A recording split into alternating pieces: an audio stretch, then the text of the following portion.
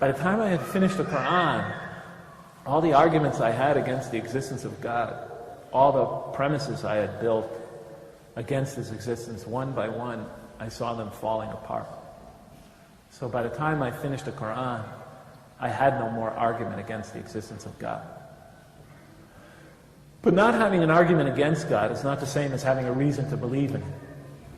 Once my daughter Jamila asked me, Daddy, I understood, we go on walk after walk after walk, and we discuss these things. I understood how you found in the Quran answers to all your objections to the existence of God. But what made you believe in God? She's a very bright girl. Because she understood not having an argument against is not the same as having a reason to believe.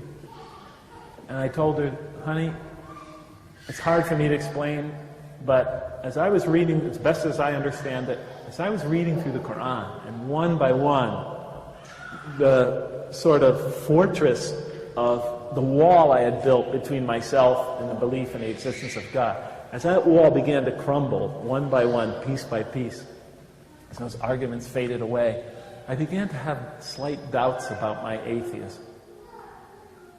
And the more I began to doubt my atheism, the more the power of the Quran began to affect me. And the Quran is written in a very interesting style. In the beginning, it's quite technical.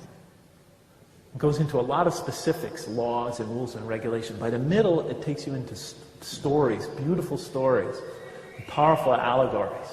Towards the end, the emotions of the Quran picks up and it reaches a crescendo and brings it all to this beautiful, powerful bursts of spirituality and eschatology, and it all comes together in brilliant, pounding images.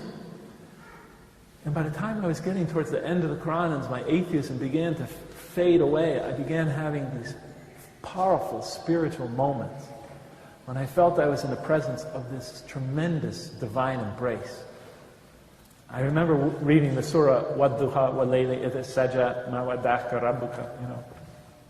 When I got to the end of that surah, I cried like a baby for 20 minutes. I didn't even believe in God. And it brought me to tears. And I would try to deny these experiences as I was having them. I would try to step on them. They just kept coming. And it was whittling away at my atheism. So by the time I was finished with the Quran, I had severe doubts about the non-existence of God.